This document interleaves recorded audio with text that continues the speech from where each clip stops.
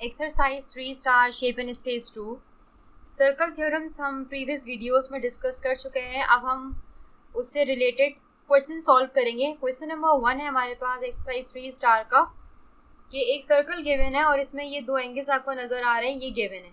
अब हम ये देखेंगे कि गिवन फिगर की मदद से हम किस तरीके से ये जो अननोन एंगल है ए, इसको फिगर आउट करेंगे। सबसे पहले तो ये हमारे पास सेंटर है, ये सेंटर है तो ये रेडियस है और ये भी रेडियस है। और रेडियस हमें पता है कि ये हमेशा बराबर होते हैं, सारे रेडियस बराबर होते हैं। ये जो मैंने लाइंस मार्क किए हैं, ये जो मैंने मार्क लगाए हैं, ये सारे के सारे हमारे पास रेडियस हैं। और जब हमारे पास कोई भी ट्राइंगल हो और उस ट्राइंगल की कोई भी दो साइड्स बराबर हो तो वो ट्राइंगल आइसोसेल्स ट्राइंगल कहलाता है।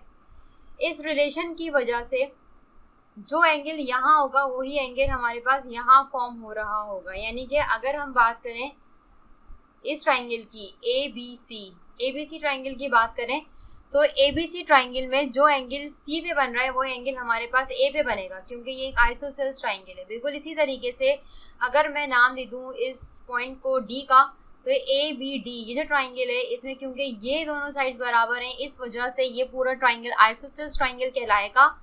और यहाँ जो एंगल बना है वो एंगल यहाँ पर बनेगा, यानी कि इसके बेस एंगल्स बराबर होते हैं आइसोसेल्स ट्राइंगल के। इस वजह से जो एंगल यहाँ होगा वो एंगल यहाँ होगा, और जो एंगल यहाँ पर बन रहा होगा वो एंगल यहाँ पर भी बन रहा होगा। अच्छा, इन क्वेश्चंस को जब हम सॉल्व करते हैं तो इनके कॉरेस्पॉन्डिंग, यानी कि जो भी स्टेप हम लेते हैं उसके कॉरेस्पॉन्डिंग हम रीजंस को स्टेट करते हैं। तो यहाँ हम मेंशन करेंगे कि in triangle ABC angle A is equals to 20 degree, और यहाँ पर आप रीजन स्टेट करेंगे side AB and BC are equal and hence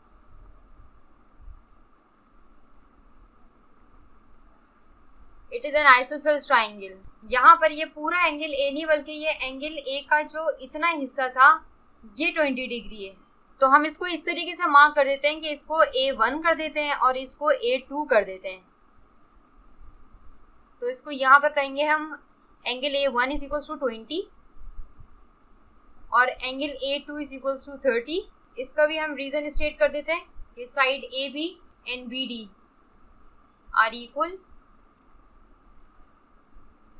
and triangle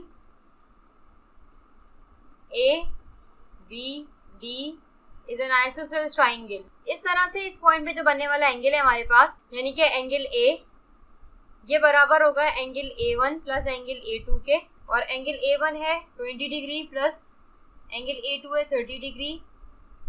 इस तरीके से जो एंगल A है वो बनेगा 50 डिग्री। अब जैसे कि ये जो दो पॉइंट्स हैं इनसे हमारे पास एक एंगल बन रहा है ये सर्कल के सर्कमफेरेंस के ऊपर, और इन्हीं दोनों पॉइंट से एक एंगल बन रहा है हमारे पास यहाँ सर्कल के सेंटर में। तो जो एंगल यहाँ पर फॉर्म होता है सेंट्रल एंगल, जो इस तरह से इस तरफ बाहर की तरफ निकला हुआ होता है, वो डबल होता है इसका। तो इस रिलेशन के हिसाब से ये जो अननोन एंगल A है, स्मॉल a, ये बराबर होगा आपके पास 100 डिग्री है। और यहाँ पर हम लिखेंगे central angle is twice the angle at circumference. ये हमारे पास सर्कल थ्योरम था जिसको हमने अपनी प्रीवियस वीडियोस में डिस्कस किया था, और उसी को हमने यहाँ पर साइड किया है अपना फाइनल आंसर निकालने के लिए। तो जो फाइनल आंसर होगा हमारे पास होगा angle A is equals to 100 degree. Exercise number 3 का ये क्वेश्चन नंबर 2 है। इस वक्त स्क्रीन पर हमारे सामने यहाँ एक डायमीटर गिवन है और ये सेंटर है जो कि O से रेफर हो रहा है, और ये एंगल A आपको मालूम करना है। अब हम ये देखेंगे कि एंगल 40 को इस्तेमाल करते हुए किस तरीके से हम एंगल A तक पहुंच पाते हैं। ये एंगल 40 है और ये हमें मालूम है कि ये हमारे पास डायमीटर का इतना हिस्सा ये रेडियस है, और ये भी रेडियस है, और ये भी रेडियस है। इस तरह से अगर मैं इस ट्राइंगल को एक नाम दे दूं AOC फॉर सपोज, तो यहाँ पर AOC ये एक आइसोसेल्स ट्राइंगल होगा क्योंकि AO बराबर है OC के, और क्योंकि ये एक आइसोसेल्स ट्राइंगल है इसलिए जो एंगल यहाँ बन रहा है वही एंगल यहाँ पर बन रहा होगा, क्योंकि बेस एंगल्स हमारे पास हमेशा बराबर होते हैं। तो सबसे पहले हम यहाँ पर लिख लेते हैं कि in triangle AOC AO and OC are equal and hence triangle AOC is an isosceles triangle. So for this reason angle A is equals to 40 degree. अच्छा, अब यहाँ पर क्योंकि हम ये मालूम कर चुके हैं कि एंगल ए हमारे पास 40 डिग्री के बराबर है, हमें ये वाला एंगल मालूम करना है। ये वाला एंगल किस तरीके से मालूम होगा? 40 डिग्री प्लस 40 डिग्री प्लस इस एंगल को आप एक नाम दे दीजिए, for suppose angle x is equals to 180 degree. और यहाँ मेंशन करें कौन सी प्रॉपर्टी आपने लगाई है। प्रॉपर्टी लगी है यहाँ पर sum of all angles in a triangle is equals to 180 degree. इस प्रॉपर्टी को इस्तेमाल करके अगर हम x की वैल्यू निकाल लेते हैं तो बहुत आसानी से हम a तक पहुंच जाएंगे। 40 प्लस 40 80 होगा और 180 को जब हम माइनस कर देंगे, 80 को जब हम माइनस कर देंगे 180 में से, आंसर आएगा आपके पास 100। तो ये जो x है ये हो गया आपके पास 100 डिग्री। अब जैसे कि हम ये जानते हैं कि ये जो पूरा एंगल होता है हमारे पास यहाँ से लेके यहाँ तक का एंगल, ये कहलाता है 180 डिग्री, यानी कि angle a plus angle x is equals to 180 degree. तो ये जो हमारे पास एंगल a है इसे हमें मालूम करना है। 180 में से हम एंगल x मालूम कर देंगे। एंगल x की वैल्यू ऊपर निकाल चुके हैं।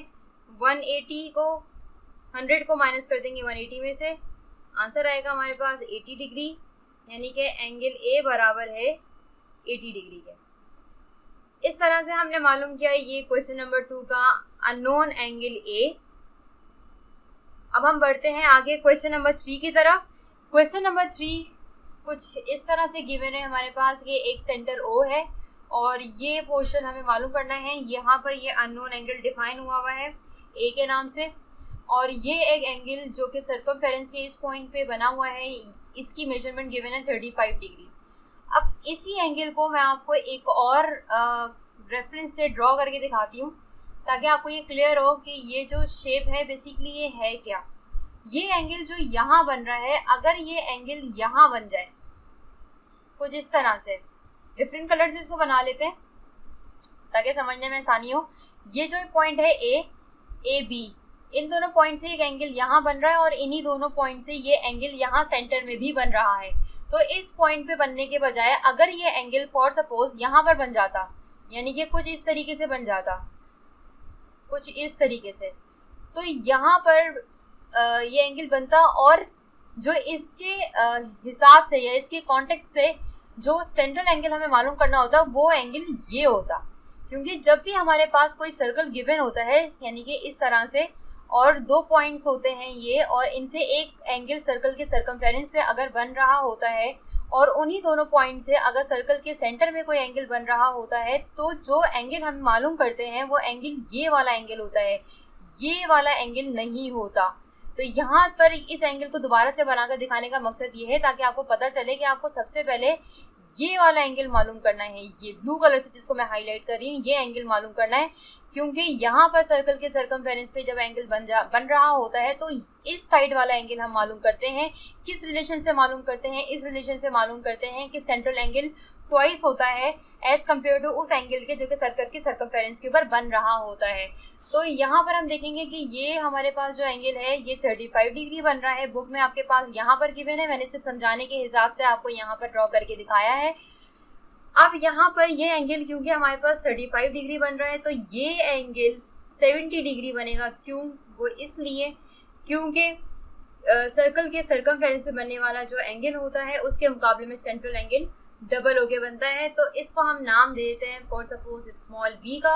और यहाँ हम जब इसका सोल्यूशन स्टार्ट करेंगे तो हम यहाँ इसको मेंशन करते हैं कि ये जो एंगल बी है ये हमारे पास 70 डिग्री है। अगेन जो थ्योरम है हमारे पास उसको हम यहाँ पर मेंशन करेंगे कि angle form at centre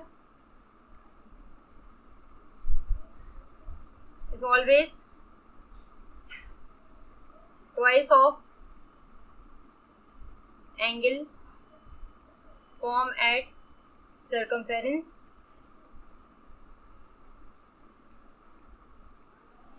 of a circle.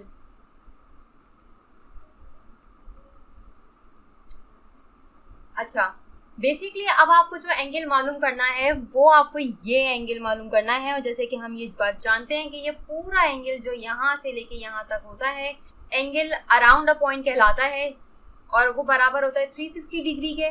तो इस हिसाब से हम 360 में से 70 को जब माइनस करेंगे तो ये पोर्शन हमारे पास निकल के आ जाएगा, जिसको एक डिफरेंट कलर से हम यहाँ पर हाईलाइट कर लेते हैं। इस एंगल की मैं बात कर रही हूँ। तो एंगल ए निकालने के लिए हमें 360 में से माइनस करना पड़ेगा जो एंगल अभी हमने निकाला है उसे, यानी कि 70 डिग्री को। जो आंसर आएगा हमारे पास वो आएगा 360 minus 70 is equals to 290 degree.